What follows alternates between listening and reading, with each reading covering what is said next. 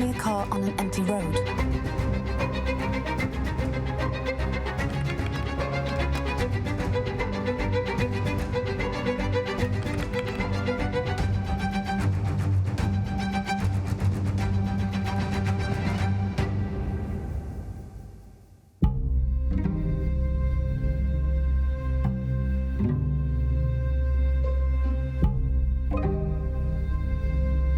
Hello, I'm James, a digital human. Feel free to ask me anything about NVIDIA and its products.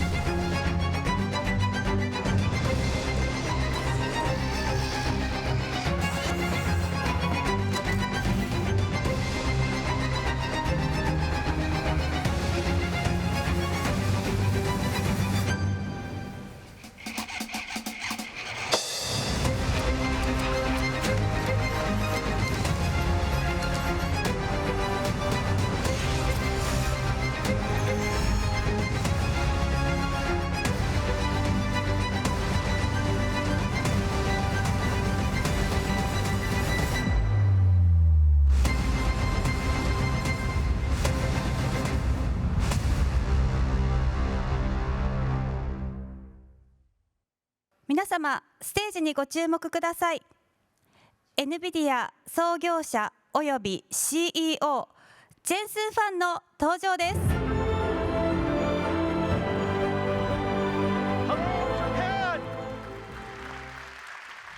Hello, Japan. Welcome to NVIDIA AI Summit. Everything you saw just now was simulated. Everything was simulation, no animation. At the core, NVIDIA is a simulation technology company. We simulate physics. We simulate virtual worlds. We simulate intelligence. Through our simulations, we help you predict the future. So in many ways, NVIDIA builds time machines. Today, we're going to talk to you about some of our latest breakthroughs. But most importantly, this is an event about the Japan ecosystem. We have so many partners here, 350 startups, 250,000 developers, hundreds of companies. We've been coming here for a very long time. Japan has been very dear to us since the very early foundings of our company. It is here in Japan we did many firsts for NVIDIA.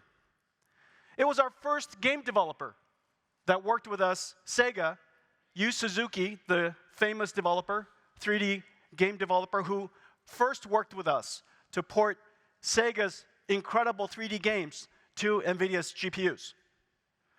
It was the first time that someone used NVIDIA CUDA to build a supercomputer, the Tsubame 1.2 at Tokyo Tech, which enabled NVIDIA to utilize our GPUs to advance scientific computing.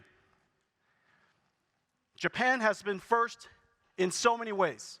It was also the first time that we were able to create mobile processors, which led to one of our very, very dear projects, the Nintendo Switch. So many firsts.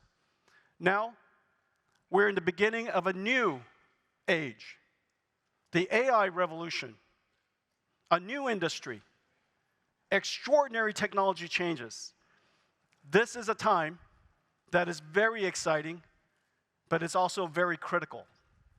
So we're here to partner with the Japan ecosystem, the amazing companies here, to bring AI to Japan so that we can all together take advantage of this extraordinary opportunity ahead of us. We have many partners here today that I would like to thank. GMO Internet Group, Hewlett-Packard Enterprise, Microsoft Azure, Mitsui and Company are the platinum sponsors. I want to thank all of you for that. Thank you.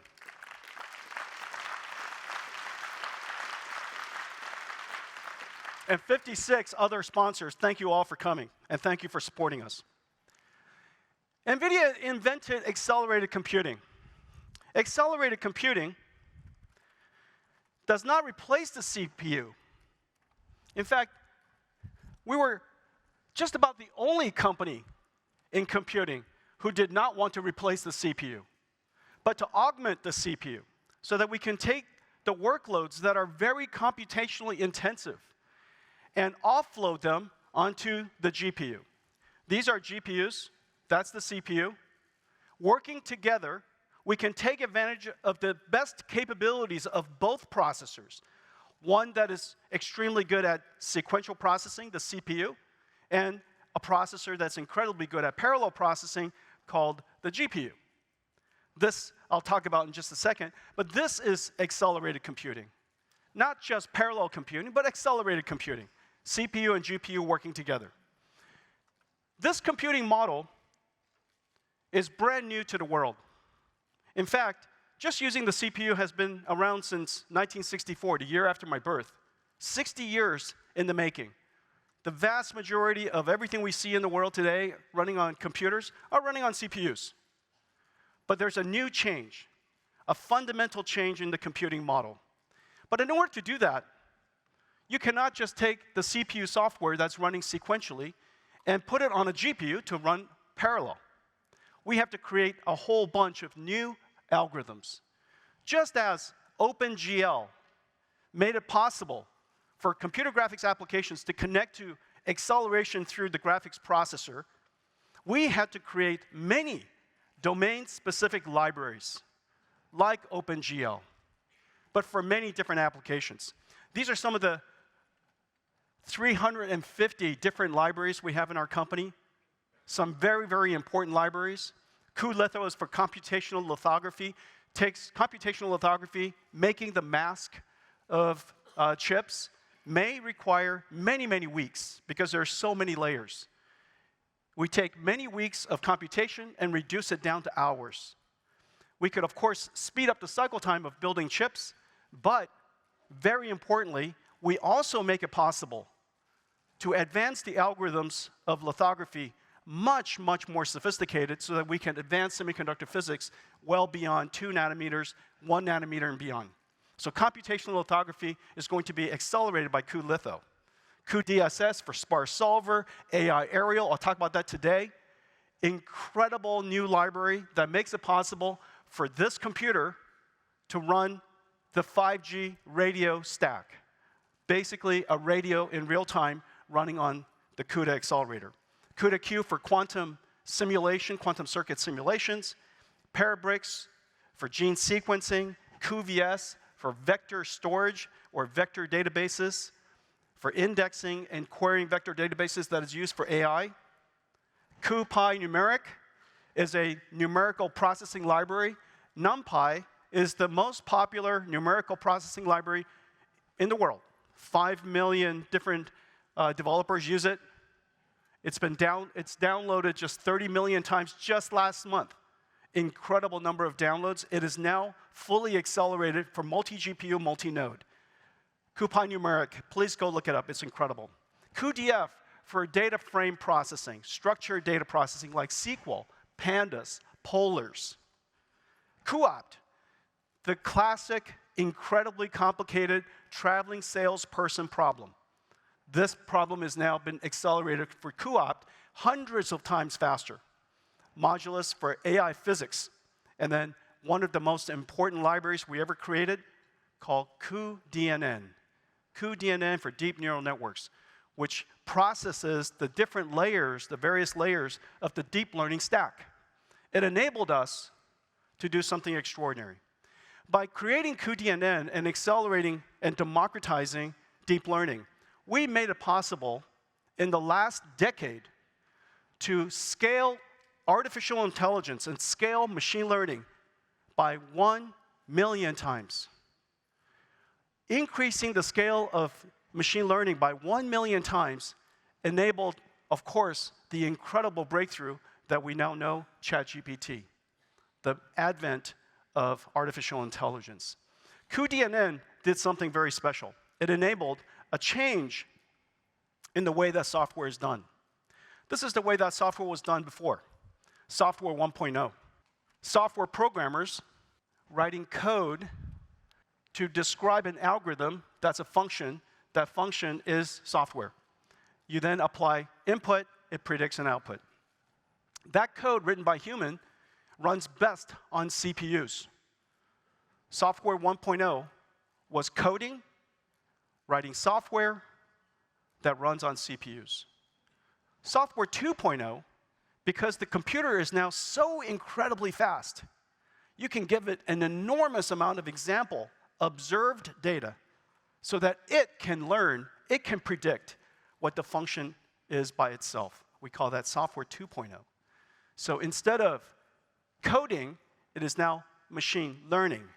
Instead of code running on CPU, it is now neural networks running on GPUs. And neural networks, these neural networks that are running on GPUs, is now the formation of a new operating system, a new way of using computers, the operating system of the modern computer, large language models. This machine learning approach has proven to be incredibly scalable. You could use it for all kinds of things. Of course, digitized text, languages. Of course, digitized sound, speech, images, video. It could be multimodal. You could teach it amino acid sequences. You could teach it to understand just about anything. Anything where you have large observed data. Well, that was the first step, was to understand the meaning of the data. Just by studying an enormous amount of text on the internet, we were able to understand the words, the vocabulary, syntax, grammar, and even the meaning of the words by finding patterns and relationships. Using the same approach, we're now able to not only understand the meaning of the different data types, connect it to different modalities, for example, words and images, connected, image of the word cat and image of a cat are now connected together, learning in multimodality. We can now even translate and generate. So we can understand data of all kinds, and we can generate intelligent information, intelligence of all kinds.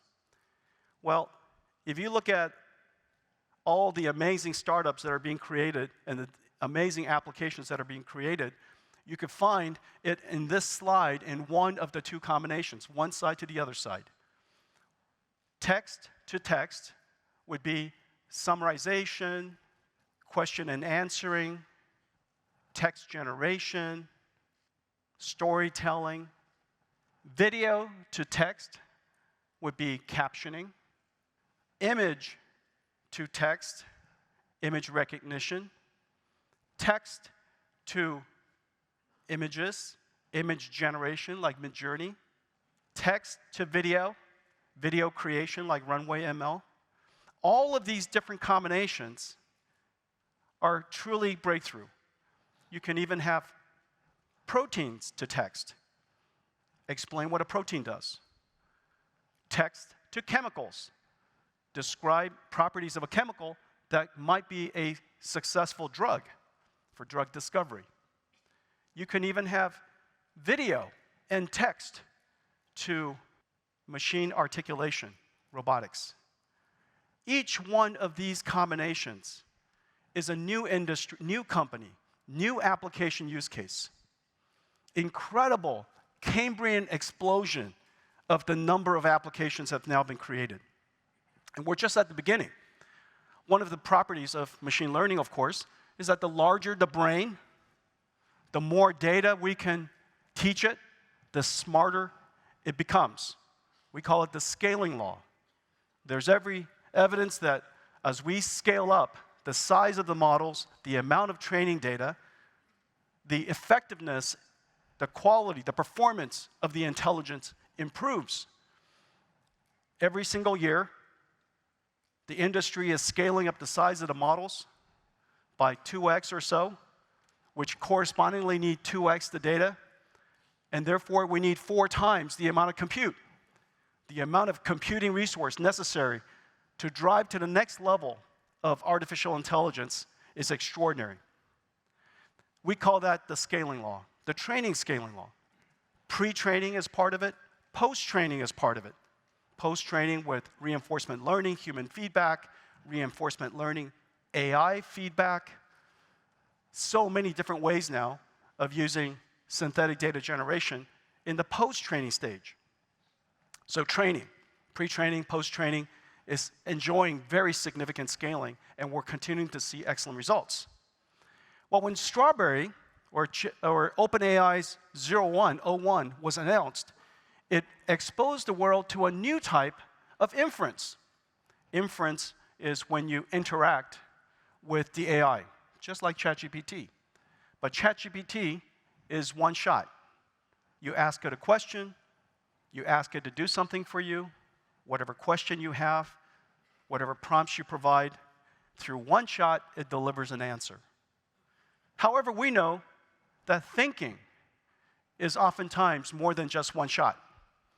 And thinking requires us to maybe do multi-plans, multiple potential answers that we choose the best one from, just like when we're thinking. We might reflect on the answer before we deliver the answer. Reflection. We might take a problem and break it down into step by step by step. Chain of thought. There are many different technologies that we've invented that makes possible for inference to perform better and better as we apply more and more compute. Now we have the second scaling law, inference scaling law. Not just generation of the next word, but thinking, reflecting, planning. These two simultaneous scale laws are going to require us to drive computing at extraordinary speeds. Every single time when we deliver a new generation, a new architecture, we increase the performance by X factors, but we also decrease the power by the same X factor. We decrease the cost by the same X factor. So driving up performance is exactly the same as reducing cost. Driving up the performance is exactly the same as reducing energy. And so therefore, as the world continues to absorb and embrace artificial intelligence, it is our mission, it is our duty to continuously drive the performance up as fast as we can. In the process, expanding the reach of artificial intelligence, driving up its effectiveness, driving down its cost, driving down its power consumption. That's the reason why we went to a one-year cycle. However, AI is not a chip problem. These AI systems are enormous. This is the Blackwell system. Blackwell is the name of a GPU, but it's also the name of this entire system. The GPU is extraordinary in itself. There are two Blackwell dies. Each Blackwell die is the largest chip the world's ever made. 104 billion transistors made by TSMC in their most advanced 4-nanometer node. Two of these Blackwell dies are connected together across 10 terabytes per second low energy link. Right in that middle right there. That line, that seam, thousands of interconnections between the two dies, 10 terabytes per second. It's connected by 8 HBM3E memories from SK Hynix and from Micron. And these memories together run at 8 terabytes per second. And 8 terabytes per second, these two GPUs are connected to the CPU with another very low energy, very energy efficient SerDes, 1 terabyte per second. Each one of the GPUs are connected through NVLink at 1.8 terabytes per second. That's a lot of terabytes per second. And the reason for that is because this system cannot work alone. Even the most advanced computer the world has ever made cannot work alone for artificial intelligence. Sometimes it has to work with thousands of other computers like this, nodes like this, together as one computer, and sometimes they have to work separately because they are responding to a different customer, different query. So sometimes separately, sometimes as one. In order to enable the GPUs to work as one, we of course have networking, 2 CX7s that connect this GPU with thousands of other GPU, but we still need this NVLink. This NVLink allows us to connect the few GPUs in one rack that's standing behind me, that one rack behind me. That one rack is connected to, with this NVLink 5, 1.8 terabytes per second, 35 times higher bandwidth than the highest bandwidth networking in the world, which allows us to connect all of these GPUs together to this NVLink switch. There are 9 NVLink switches in one rack. Each rack has 72 computers like this, connected through this spine. This is the NVLink spine. This is cables, copper.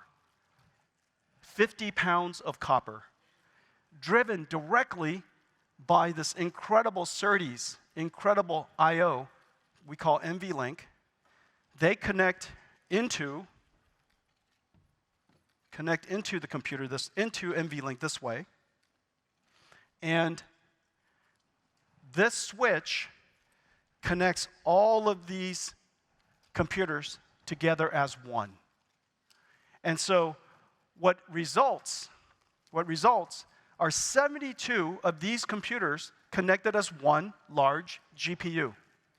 One incredibly large GPU. From the software perspective, it is just one giant chip. And these racks, these NVLink 72 systems, this one rack is 3,000 pounds. It is impossible to put on this stage, otherwise I show it to you. It's 3,000 pounds and 120 kilowatts. That is, I have my friends here, that's many Nintendo Switch power. It is not portable, but it's very powerful. And so this is the Blackwell system. We designed this so that it can be configured as one SuperPod, like this, or one entire gigantic data center with thousands and thousands of them, hopefully hundreds of thousands of them, and they're connected to them by these switches. Some of them are quantum InfiniBand switches, if you want to have a dedicated AI factory, or a Spectrum X, NVIDIA Spectrum X revolutionary Ethernet system that you can integrate into your existing Ethernet environments. We could build AI supercomputers with these. We can integrate them into enterprise data centers, into hyperscalers, or configure them for the edge. The Blackwell system is not only incredibly powerful, it is also incredibly adaptable so that it can fit into every corner of the world's computing infrastructure. So this is Blackwell. On top of Blackwell, of course, is the computer, but most importantly, without all of the software that runs on top of it, this computer is just simply impossible to operate. When you see these computers with all of the liquid cooling, all of the wiring, the mind will blow up. How do you program such an incredible computer? This is where NVIDIA software stack. This is where all of our effort in CUDA, Nickel, all of our Megatron Core, all of the software that we created, TensorRT LLM, Triton, all of the software that we created over the years, integrated into the system, makes it possible for everyone, anyone, to deploy AI supercomputers around the world. And then, of course, on top, we have AI software that makes it easy for people to build AI. And so what is AI? What is AI? We talk about AI in a lot of different ways, but I think there are two types of AIs that will be extremely popular. And there are two mental models that I think are very helpful. It's very helpful to me. The first AI is basically a digital AI worker. These AI workers can understand, they can plan, and they can take action. Sometimes the digital AI workers are being asked to execute a marketing campaign, support a customer, come up with a manufacturing supply chain plan, optimize a chip, help us write software, maybe be a research assistant, a lab assistant in the drug discovery industry. Maybe this agent, is a tutor to the CEO. Maybe there's a tutor for all of our employees. These digital AI workers, we call them AI agents, are essentially like digital employees. And just like digital employees, you have to train them, you have to create data to welcome them to your company, teach them about your company. You train them for their particular skills, depending on what function you would like them to have. You evaluate them after you're done training them to make sure that they learned what they're supposed to learn. You guardrail them to make sure that they perform the job they're asked to do and not the jobs they're not asked to do. And of course, you operate them, you deploy them, provide them energy from Blackwell, the AI tokens from Blackwell, and they interact with other agents to work as a team to solve problems. Well, you're going to see all kinds of different agents, and we created several things to make it easier for the ecosystem to be able to build AI agents for companies. NVIDIA is not in the service business, and we don't deliver final product. We don't deliver solutions. But we do deliver the enabling technology to make it possible for the ecosystem to create AI, to deliver AI, to continuously improve AI. The AI agent lifecycle libraries, the lifecycle platform is called NeMo. And NeMo has libraries for each one of the stages that I mentioned, from data curation to training to fine-tuning to synthetic data generation to evaluation to guardrailing. And these libraries are integrated into workflows and frameworks all over the world. We're working with AI startups, service providers like Accenture and Deloitte, companies all over the world to bring this to all of the large companies. We also work with ISVs like ServiceNow so that they can create agents that use ServiceNow.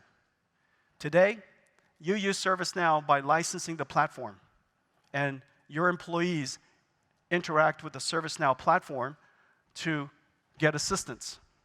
In the future, ServiceNow will also provide a large number of AI agents that you can rent, essentially digital employees that you can rent to help you solve problems. We're working with ServiceNow, we're working with SAP, Cadence, Ansys, companies all over the world, Snowflake, companies all over the world, so that we can all build agents that can be helpful to you in driving productivity in your company.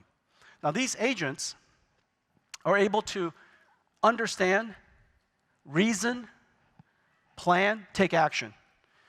And these agents are collection or systems of AI models. It's not just one AI model, but a system of AI models. And NeMo helps us build those. We also create pre-trained AI models that we package up in what is called a NIM. And so these NIMs are microservices. They're basically AI packaged. In the old days, software was packaged in a box, and they come delivered with CD-ROMs. Today, AI is packaged in a microservice, and inside, the software is smart. You could talk to the software. And you could talk to the software because it understands what you mean, and you can connect the software with other software. You can connect this AI with other AI. And together, you could create, essentially, an agent, an AI agent. So this is the first thing. Let me give you an example of some of these agents. Agentic AI is transforming every enterprise, using sophisticated reasoning and iterative planning to solve complex, multi-step problems. AI agents help marketing campaigns go live faster with instant insights, helping optimize supply chain operations, saving hundreds of millions in costs, and reduce software security processes from days to seconds by helping analysts triage vulnerabilities. What makes Agentic AI so powerful is its ability to turn data into knowledge and knowledge into action. A digital agent, in this example, can educate individuals with insights from a set of informationally dense research papers. It was built using NVIDIA AI blueprints. These are reference workflows featuring NVIDIA acceleration libraries, SDKs, and NIM microservices that help you rapidly build and deploy AI apps. The multimodal PDF data extraction blueprint helps build a data ingest pipeline, while the digital human blueprint provides smooth, human-like interactions. Hi, I am James. A digital agent ingests PDF research papers, including complex data like images, charts, and tables, and generates a high-level summary delivered through an interactive digital human interface. What an exciting breakthrough in weather forecasting. The development of Corp, a new generative model, is a significant step forward in accurately predicting weather patterns. By combining a UNet regression model with a diffusion model, Corp can James can also answer questions or generate new content based on the papers. NVIDIA AI gives enterprises the power to automate processes, tap into real-time insights, and enhance workflow efficiency. AI agents. 3 parts: NeMo, NIMs, and blueprints. These are all references. They're available to you in source form so that you could use it as you like and build your AI agent workforce. None of these agents can do 100% of anyone's task, anybody's job. None of the agents can do 100%. However, all of the agents will be able to do work for 50% of your work. This is the great achievement. Instead of thinking about AI as replacing the work of 50% of the people, you should think that AI will do 50% of the work for 100% of the people. By thinking that way, you realize that AI will help boost your company's productivity, boost your productivity. People have asked me, is AI going to take your job? And I always say, because it's true, AI will not take your job. AI used by somebody else will take your job. And so be sure to activate using AI as soon as you can. So the first is digital AI agents. Digital. These are digital AIs. The second application is physical AI. The same basic technology is now embodied, sits inside a mechanical system. Of course, robotics is going to be one of the most important industries in the world. Until now, robotics has been limited. And the reason is very, very clear. In fact, here in Japan, 50% of the world's manufacturing robots are built. Kawasaki, Fanuc, Yaskawa, Mitsubishi, 4 of the leaders that build half of the world's robotic systems. As much as robots have driven the productivity of manufacturing, it has been very difficult to expand. The robotics industry has been largely flat for a long time. And the reason for that is because it is too specific. It is not flexible enough. It is not flexible enough to be able to apply to different scenarios and different conditions and different work. We need AI that is much, much more flexible, that it can adapt and learn by itself. Notice the technology that we described up until now, Agentic AI. Irrespective of who you are, you should be able to interact with the agents. It can give you response. Of course, sometimes the response is not as good as the response that you would produce, but many of them are, in fact, even better than what we can produce. And so we can now apply this general AI technology into the world of embodied AI or physical AI, or otherwise known as robotics. In order to enable robotics to happen, we need to build 3 computers. The first computer is train the AI, just like we did with all of the examples I've given you so far. Second, is to simulate the AI. You need to give the AI a place to practice, a place to learn, a place to receive synthetic data that it can learn from. We call that Omniverse. Omniverse is our virtual world digital twin suite of libraries that could be used for creating physical AIs, robotics. Omniverse, then after validation, after training, after evaluation, then you can take the model and put it into a physical robot. Inside that, we have processors that are designed for robotics. We call it Jetson Thor. Thor is a robotics processor designed for humanoid robots. This loop goes on and on and on. Just as there is a NeMo AI agent lifecycle platform, there is this platform, Omniverse platform, that enables you to create AI. Well, ultimately, what you want is the AI, notice on the left, it sees a world, it sees the video, it sees the surrounding, the circumstance. You tell it what you want, and this AI will generate articulation motion. Just as we take text, we can generate video. We can take text and generate chemicals. For drugs, we can take text and generate articulation motion. Okay, so this concept is very similar to generative AI. And this is the reason why we think that now we have the necessary technology between Omniverse and all the computers that we built, these 3 computers, and the latest generative AI technology, that the time has come for humanoid robotics. Now, why is humanoid robotics so hard? Well, obviously, the software developed for humanoid robots is extremely hard. However, the benefit is incredible. There are only 2 robotic systems that can be easily deployed into the world. The first robot is a self-driving car. And the reason for that is because we created the world to adapt to cars. The second is humanoid robots.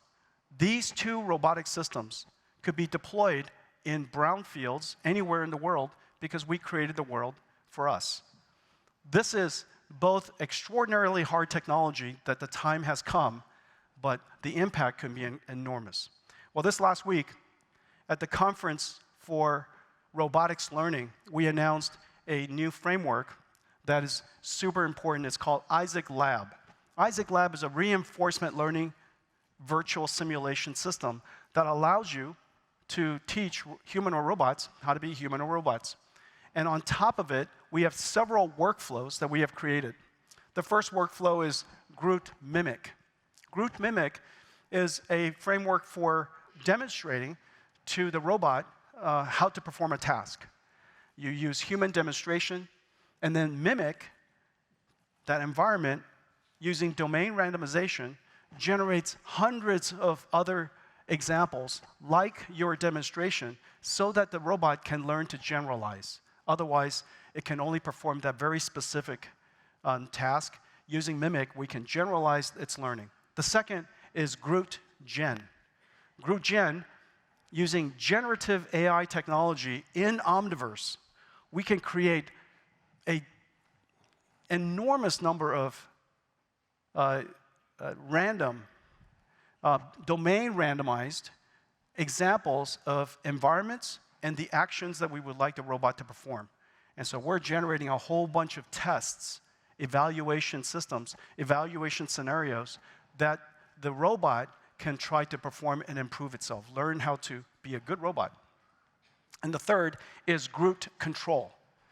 Groot Control is a model distillation framework that allows us to take all of the skills that we've learned and distill it into one unified model that allows the robot to perform kinematic skills. Not only will robots be autonomous, but remember that the future factories will also be robotic. And so these factories are going to be robotic factories that are orchestrating robots, building mechanical systems that are robotic. Let me show it to you. Physical AI embodies robots like self-driving cars that safely navigate the real world. manipulators that perform complex industrial tasks, and humanoid robots who work collaboratively alongside us. Plants and factories will be embodied by physical AI, capable of monitoring and adjusting its operations or speaking to us. NVIDIA builds 3 computers to enable developers to create physical AI. The models are first trained on DGX. Then, the AI is fine-tuned and tested using reinforcement learning physics feedback in Omniverse. And the trained AI runs on NVIDIA Jetson AGX robotics computers. NVIDIA Omniverse is a physics-based operating system for physical AI simulation. Robots learn and fine-tune their skills in Isaac Lab, a robot gym built on Omniverse, and with Groot workflows like Groot Gen to generate diverse learning environments and layouts, Groot Mimic to generate large-scale synthetic motion datasets based on a small number of real-world captures, and Groot Control for neural whole-body control. This is just one robot. Future factories will orchestrate teams of robots and monitor entire operations through thousands of sensors. For factory digital twins, they use an Omniverse blueprint called Mega. With Mega, the factory digital twin is populated with virtual robots and their AI models, the robots' brains. The robots execute a task by perceiving their environment, reasoning, planning their next motion, and finally converting it to actions. These actions are simulated in the environment by the world simulator in Omniverse, and the results are perceived by the robot brains through Omniverse sensor simulation. Based on the sensor simulations, the robot brains decide the next action, and the loop continues, while Mega precisely tracks the state and position of everything in the factory digital twin. This software-in-the-loop testing brings software-defined processes to physical spaces and embodiments, letting industrial enterprises simulate and validate changes in an Omniverse digital twin before deploying to the physical world, saving massive risk and cost. The era of physical AI is here, transforming the world's heavy industries and robotics.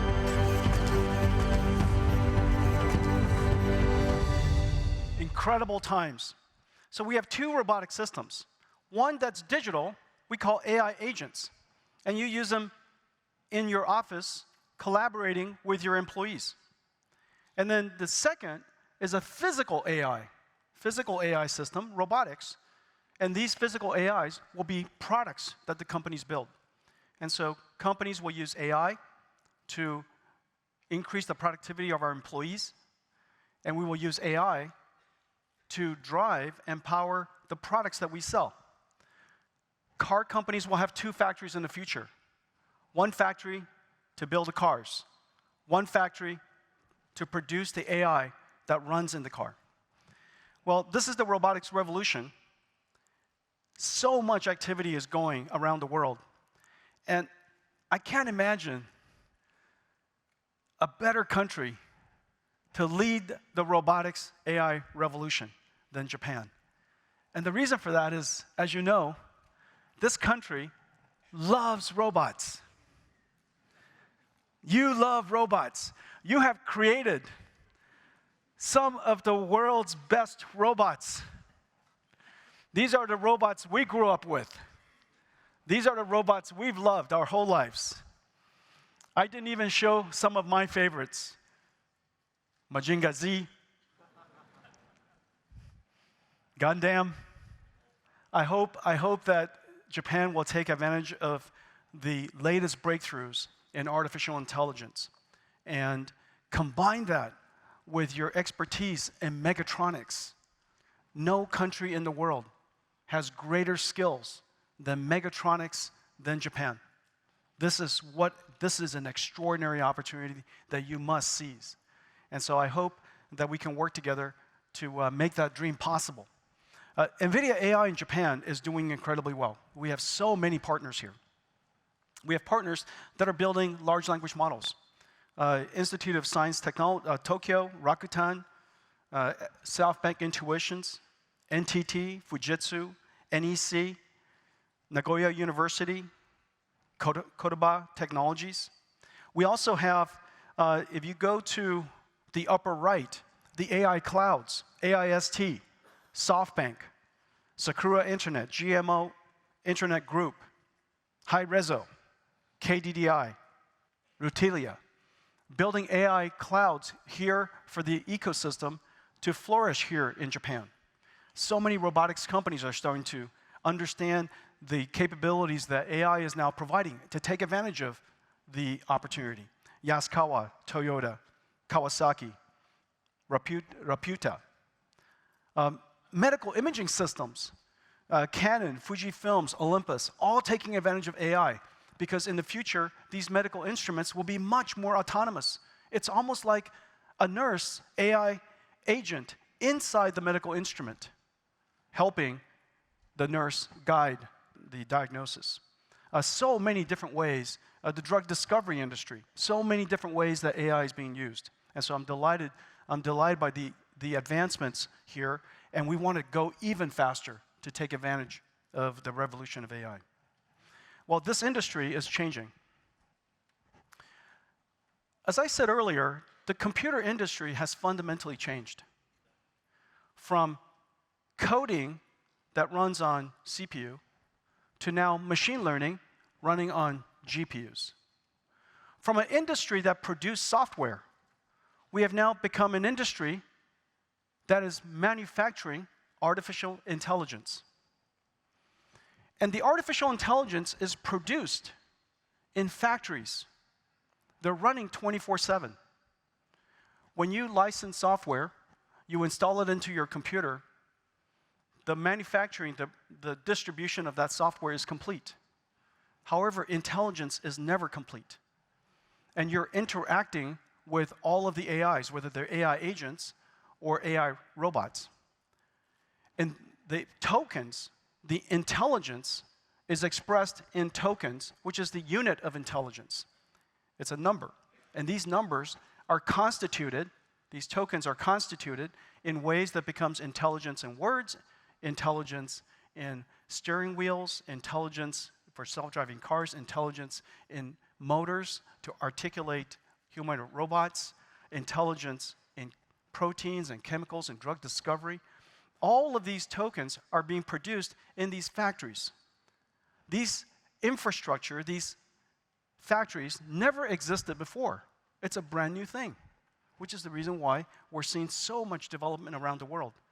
For the very first time, we have a new industry, a new factory, producing something brand new we call artificial intelligence. These factories will be built by companies. They'll be built, every company will be an AI manufacturer, of course.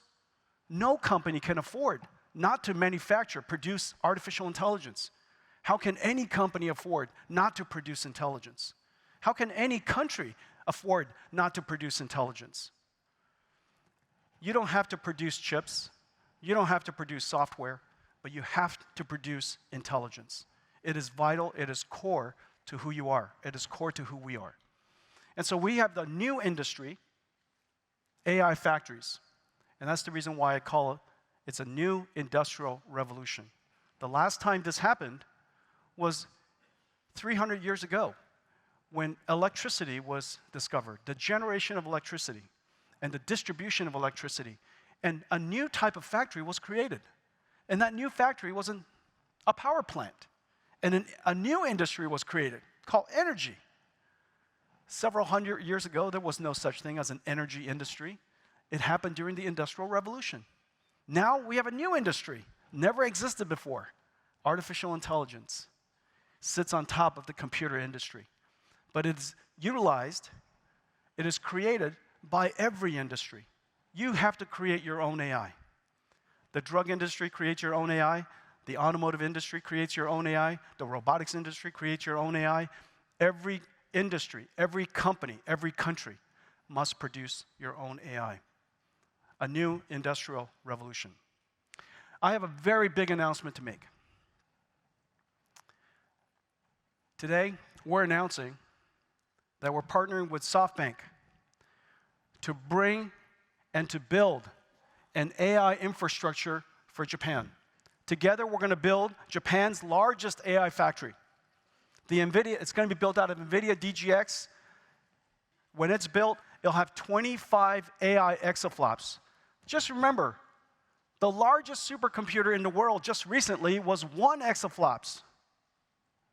This is 25 exaflops for an AI factory to produce the AI. But in order to distribute the AI, SoftBank is going to integrate NVIDIA's Ariel, which was the engine that I mentioned earlier, running the 5G radio on CUDA.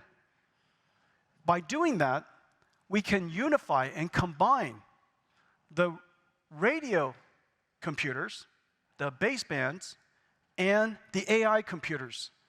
From 5G RAN, we can now evolve and reinvent the telecommunications network into AI RAN. It will be able to carry voice, data, video, but in the future, we will also carry AI. A new type of information, intelligence. This will be distributed across SoftBank's 200,000 sites here in Japan, serve 55 million customers, AI factory, and to produce the AI, and AI distribution networks to distribute AI RAN to distribute the AI.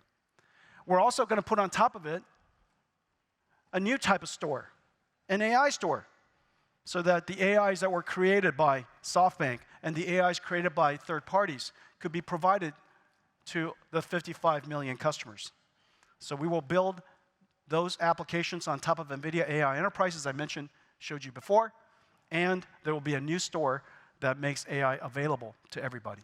This is just a magnificent development. What will result is an AI grid that runs across Japan. Now, this AI grid will be part of infrastructure, and one of the most important infrastructures.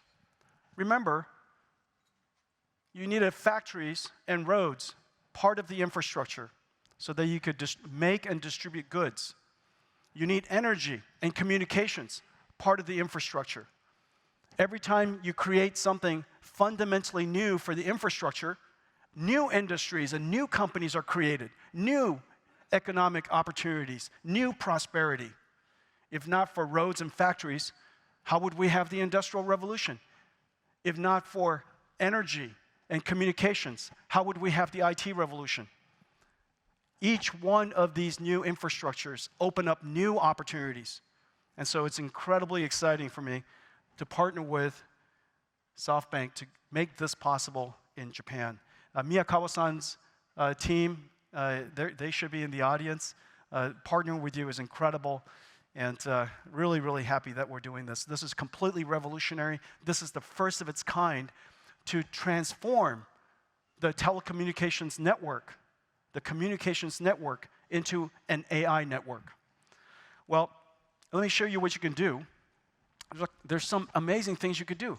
For example, I'm standing underneath one of the base stations, one of the radio towers, and the car has video, and the car's video is streamed to the radio tower, and the radio tower has AI.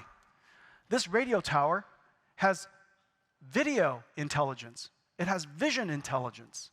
So it could see what the car sees, and it can understand what the car is seeing. That AI model may be too heavy to put inside the car, but it's not too heavy to put in the base station. And using the video that's streamed to the base station, it can understand anything that's happening to the car and the surrounding. Okay, so this is just one example of using AI at the edge to keep people safe, or maybe this is the air traffic control, essentially, for self-driving cars. The applications are endless. We can also use this basic concept to turn a whole factory into an AI. This is a factory on this side, lots of cameras. The cameras are streamed to the base station. And what's amazing is this: because of all the cameras and the AI model in the AI RAN, now this factory became an AI. You can talk to the factory. Ask the factory what is happening. Ask the factory, were there any accidents? Is there anything abnormal happening? Was anybody injured today? of all that, give you a daily report. You just have to ask the factory, because the factory now has turned into an AI. That AI model doesn't have to run in the factory. That AI model can run in the SoftBank radio. Okay, so that's another example. But the countless examples, you can basically turn every single physical object into an AI. A stadium, a road, a factory, a warehouse, an office, a building. They can all become AIs, and you can just talk to it, just like you can talk to ChatGPT. Okay, so here's what's the condition of the aisles, any obstruction or spills? You're just talking to the factory. And the factory has observed everything. It understands what it sees. It can reason, and it can plan an action, or just talk to you. And here it says, no, the aisles in the warehouse did not have any obstructions, spills, or hazards. The conditions of the aisles in the video appears to be well organized, clean, and free of obstacles or hazards. Okay, so you're talking to the factory. It's incredible. You're talking to the warehouse. You're talking to the car, because all of these have now become intelligent. Well, I have a very special guest to talk about our announcement today, and also to talk about bringing AI to Japan. And this friend of mine, you might know him. That's the two of us. You might know him. This friend of mine is really genuinely unique. Where is Masa? Where's Son-san? Is he here? Hey. Yeah, Son-san. Ladies and gentlemen, the great Masa. Great Jensen. Let me tell you something. I don't know if you know this. So I've been in the technology industry a long time. Started in the PC revolution. The computer industry went from PC to internet to cloud to mobile cloud to AI. Yeah.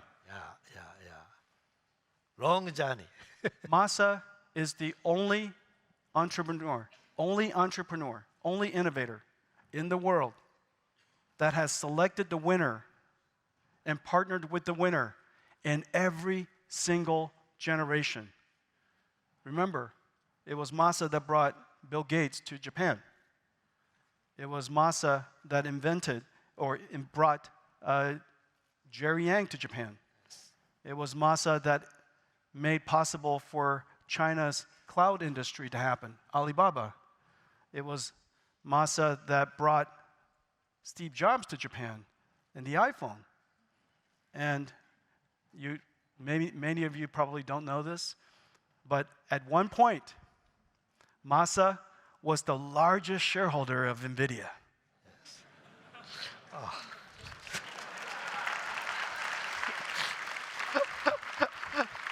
It's okay. We can cry together. Yeah. Sit down. How do you do it? How did you pick the innovators, the creators of each one of the technology revolutions in the history of computing? 100% record. Well, I think I was just lucky. I was born in the right time, and I met with great entrepreneurs like yourself. Right? It's a passion, it's a dream, and it's an instinct that you smell. Who is the real pioneer? Who is the real innovator? And I really think I was lucky. But it's the same vision that we can smell, right? It's like a wolf smell wolf. I think we smell each other.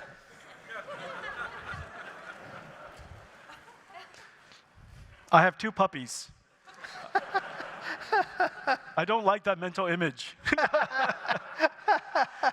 No, Masa, as you think back on the history, yes. How is this transition, this platform shift, this revolution. How is this one different than the previous ones? How does it feel different to you? Well, I say this is the most exciting, most dynamic front end of the future. This is 100 times, 1,000 times bigger. This is the biggest wave. I totally feel Yeah. so. Yeah, I think mathematically, or from an industrial perspective, the important thing to realize is that although AI is software, it is a very different type of software. Yeah. The software industry you and I created, and part of, is an industry of tools. It's tools used by human. Yeah. For the very first time, this new type of software, neural network, large language models, agents, robots, are not tools, but they are skills, they're tasks. They do work. Yeah. They can perform work. And the industry, the market, the industry of work is not $1 trillion, is $100 trillion. And that's the reason why we realized that this industry is in fact not a transition of the IT industry, but this is a transition of every industry, Yes. which is the reason why it's such a big deal. Yeah. Mankind is the only animal that has the super brain compared to any other species. Because of brain's power, mankind is so powerful. If you compare just the muscles, right? Lions and elephants, they have a bigger muscle. But mankind has the smartest brain. And every activities of GDPs today is based on mankind's some type of brain activity. So I think every industry will be affected by this revolution. Yeah, and one of the amazing things, of course, is that in the industry that is governed by atoms, Yep. the size of the industry is limited Right. because there's only so much atoms you can move around. It's heavy. That's right. But the industry of AI is industry of electrons. Exactly. It's governed by quantum mechanics. Right. It can be infinitely large. Yeah, and intelligence is so much more valuable compared to just moving things. You know, you think, right? Chain of thought, reasoning. It's amazing. It's amazing. Yeah, Masa, one of the things that we announced today together is building the AI grid of Japan. Yeah, yeah. And the AI grid will have AI factories for developing the AI models. It'll have AI RAN to Yep. distribute the AI models all over Japan. The architecture of the AI factory and the AI RAN that we worked on together is revolutionary. Yep. The world has nothing like this. Japan will be the world's first. Yeah, every other telco have to follow this new wave. Yep. And so several things that I want to ask you. So one, how would SoftBank use this yourself for SoftBank and your subsidiaries? And how do you imagine this AI grid will revolutionize AI here in Japan? Yeah, as you just mentioned, our cell towers used to just carry bits for the telecommunication and internet surfing and so on. However, now with this intelligence network that we densely connect each other, become one big neural brain, right, for the infrastructure of intelligence for Japan. That would be amazing. Yeah, yeah. And of course, you could use it for your subsidiaries like Line and Oh yeah, Yahoo Japan and PayPay. that's right. Yep. And so All you'll of create that. AIs to make all of your services more enjoyable and more useful to your consumers. Yes. But one of the things that I'm very excited about is making this resource available so that researchers and students Yep. startup companies Yep. can flourish here in Japan. Yes, definitely. And with your support, we are creating the largest AI data center here in Japan, which I'm talking with Miyakawa that we should provide this platform to many of those researchers, the students, the startups, so that we can encourage with, we're trying to subsidize so that they have a better access, much more compute. Yeah. Well, building infrastructure is very capital intensive. Yes. And you're making a very big bet on Japan. Yes, definitely. You know that, you and I have spoken about this before. In a lot of ways, Japan technology led during the mechatronics era. Yes. During that industrial revolution when mechanical technology, electronics came together. In fact, even consumer electronics, during that age, Japan really led the world. Right. And then when the IT industry came and software came, there was a miss. That, I think the last 3 decades, as the software industries flourished in the West and in China, really Japan could have been more aggressive.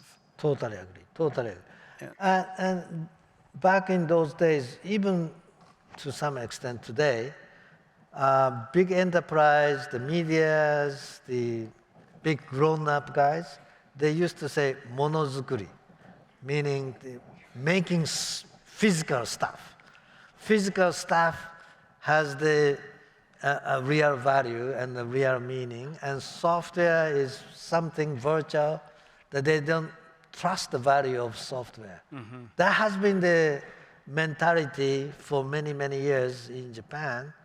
That led young startup guys, the young generations, discouraged. Especially after the net bubble crash, everybody criticized. I was criticized a lot. And that really, sort of like a punishment to the young stars, mm-hmm. made, the depressed feeling. I think we have to revive this passion with the robotics, bring the AI, as you say, bring AI intelligence into the robotics. The Astro Boys, in Japan we call Tetsuan Atom, my favorite cartoon. You cannot just have the muscle. You have to have an intelligence so that the robot can talk, the robot can have a passion as a friend. I think that kind of front-end challenges is very, very needed here. Yeah. Yeah, I think the software era is now, the good news is that this is the beginning of a new era. Yeah, reset. Once more reset. Reset button. That's right. The industry is in reset. Yes. And you could see that the entire stack is being reset because the companies of the last generation right. are not doing so well in this new generation. That's right. And so there's an emergence of a whole new stack, a whole new opportunity. Yep. Japan must take advantage. Totally. Must take advantage of this time. And artificial intelligence is very different than software. Right. Artificial intelligence requires that you have data, that you have domain expertise. Yes.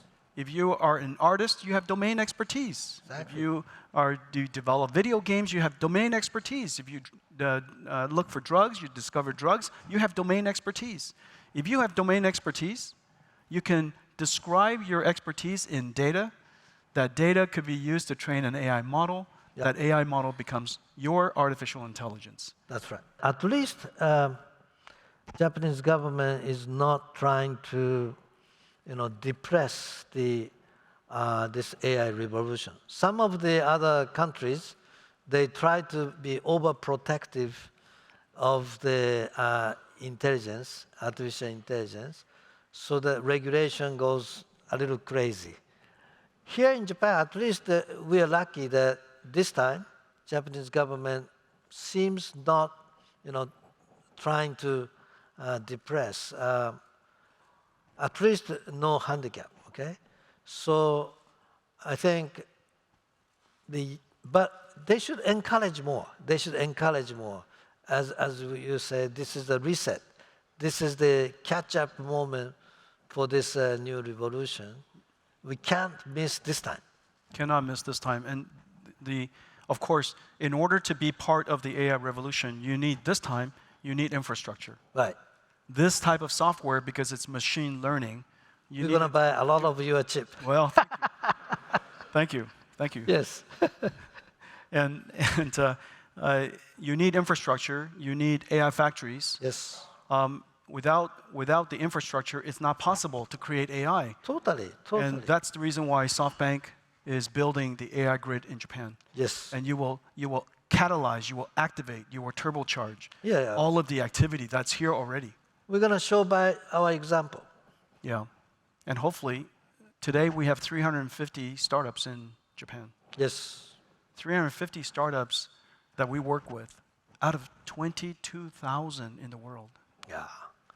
It makes no sense. That's right. And so we must encourage the young entrepreneurs, the innovators, to jump, to leap, to engage AI. The infrastructure is coming. Yeah, so as I said, Miyakawa and I are discussing. We're going to create the largest AI data center here in Japan. So we are going to provide a lot of encouraging program, subsidize the compute power for that, so that they can use almost free, okay? Almost free to try out their new models, try out their whatever the applications of AI. You should also help some donation, right? Okay. Hey, Jensen, for some startup and researchers. This is the last time I'm inviting Masa to. Every time I see Masa, it costs me money. Yeah. Well, that's good for everybody. Yes. Yeah. Very happy about that. Yeah. Masa, what are you most excited about for the future of AI in Japan? What do you hope? What is your dream? Well, look, as you say, I am passionate about AI robotics. I think the AI medical solutions. I think medical AI is definitely coming. I think a lot of new agents. So we have Line, we have Yahoo, and other services, PayPay. We can make many specific AI agents for helping Japanese lifestyle. That cannot just come from US. We know about Japanese behaviors, the cultures, local intelligence and APIs to many sites in Japan. So that I think agents, I think you mentioned about enterprise AI agents. Definitely I support that. I'm excited about that. But also, I think personal agents will really come to every one of us. Bill Gates said the PC on every desktop. Steve says, smartphone on every your hand. I think now we should say AI agents to everybody. So each of us should have our own personal agents. That's right.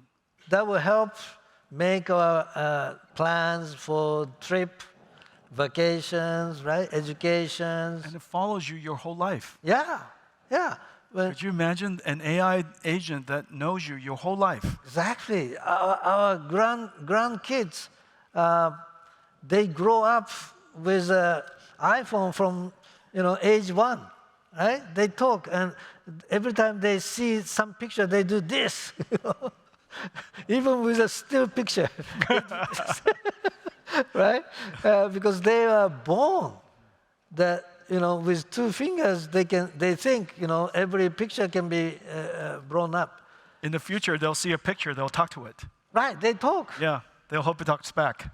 You can ask a they question. will have agent, their personal agent since the age of 1, and their personal agent, like your second body, see you, grow together with you, knows everything. You're sick, your health. Your tutor, Yeah. since you were a child. Exactly. Yeah, remembered everything that you read, remember everything that it taught you, right? Exactly. Yeah. Your personal Aristotle. Totally. Digital twin, Yes. I think that is really coming. And having, Japanese domestic knowledge, culture, and so on, homegrown agents will have a huge, amazing future. Yeah. One of the things, Masa, that countries are awakening to is that the data of their country, their citizens' data, encodes the country's knowledge, its culture, its intelligence. And that data belongs to the country. Like it's national resource. National security. National security. So and that country, every country, should process that data, process and turn it into its AI for its own people. Totally. Makes no sense to outsource that to somebody else. No. This is very, very important. It's a sovereign data center. Yeah. That each sovereign, each country, each government have to have migrate their national security data into their own data center, AI data center. That becomes the something that you have to have in your own country. Each country have to have national security, data security. I think that will become regulated to each protection of each countries. Yeah. Every country will produce its own intelligence. Of course, every company will produce their own intelligence, their own AI. Yeah. How is it possible that a company does not create its own AI? Yeah. A company it's is like intelligent. giving your brain away to somebody else. That's right. And so I think the world is awakening to this idea. And the most important part is the first part, is that a national grid, an AI grid has to exist. Right. You cannot have an automotive industry if there are no roads. Totally. And so now you have built the AI roads for Japan. On top of it, all kinds of new services, new companies can flourish. Totally. So I'm really excited about that. Well, Masa-san, could you imagine if today you were the largest shareholder? Oh my God.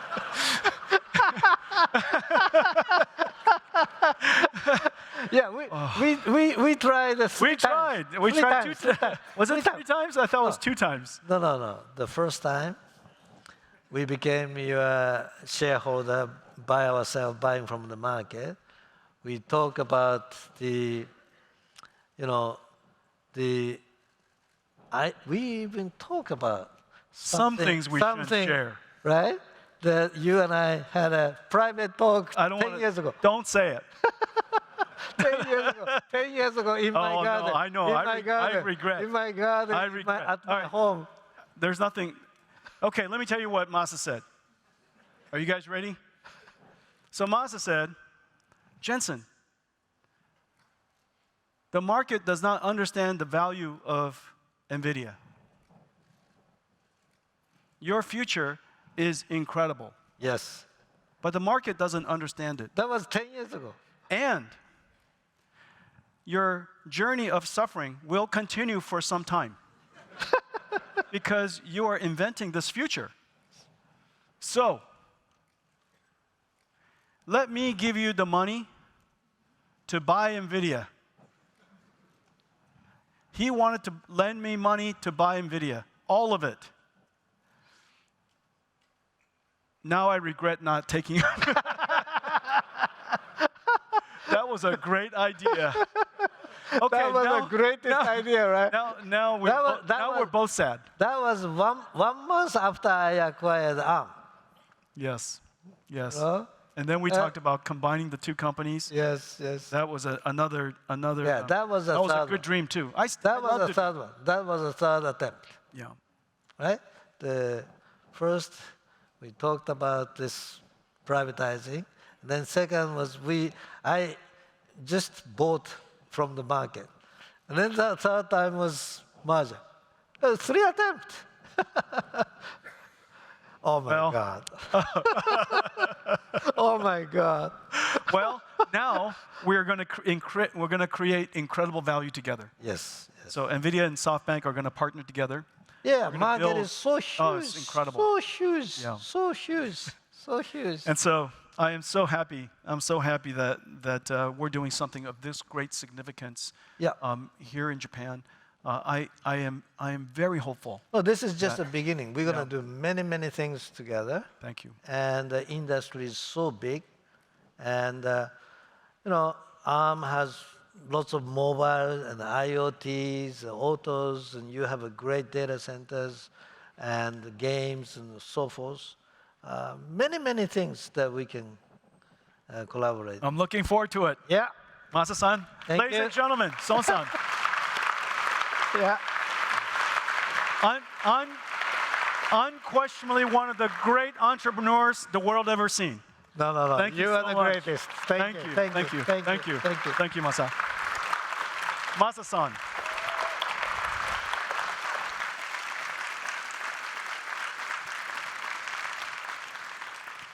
You could see his passion for AI. The work, the partnership that we're developing is going to bring an AI grid throughout Japan, from the factory to the distributed AI RANs. Before I leave, I want to welcome all of you to AI Summit. We have so many sessions here, so many partners here. Our purpose is to partner with you, to bring AI, to activate AI here in Japan, and to use this reset, this opportunity where technology has reset for us to transform the companies and to create the next great companies here in Japan. Japan has always been dear to me. Most of you do not know that if not for Japan, and I mean this very seriously, if not for Japan, NVIDIA would not be here today. And there's a reason for that.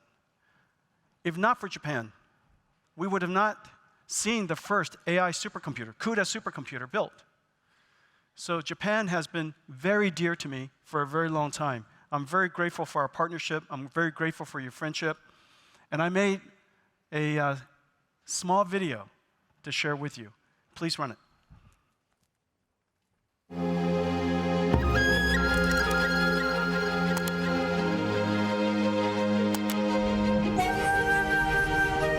日本とのお付き合いが始まったのは30年前。私たちには3次元グラフィックスを再発明するという夢がありました。先駆的なゲームを要するセガは次世代ゲーム機の開発に NVIDIA を選びました。しかし私たちの独自のアプローチでは目指すビジョンに届かないと気づき、恥を忍んで入間尻さんに契約からの解放をお願いしました。彼は寛大にも同意し、私たちに GPU を発明する時間と成功の機会を与え、会社を救ってくれました。それ以来、私たちは日本の皆さんと協力してゲームの概念を再定義してきました。PlayStation 3、セガのアーケードゲーム機器、そして Nintendo Switch、そして美しい物語を伝える手段を生み出すことができました。CUDA の発明に伴い、私たちはゲーム会社からコンピューティング企業へと変革を遂げました。私たちがスーパーコンピューターと AI の世界に歩み進んだ時、最初に GPU Accelerated Computing の可能性に気づいてくださったのは日本の当時の東京工業大学でした。 GPU アクセレーションがメインストリームになるビギニングなのか。ツバメから10年も経たないうちに私たちは DGX-1 を発表しました。世界を変えることになる AI コンピューターです。 A GPU is not just a GPU anymore. 現在 NVIDIA と AI は新たな産業革命の中心にあります。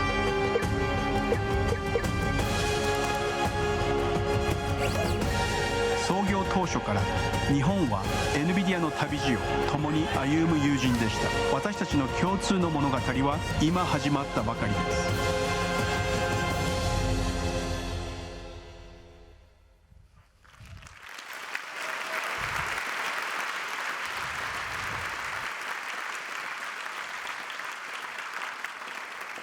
Thank you, Japan. Have a great AI summit. Thank you.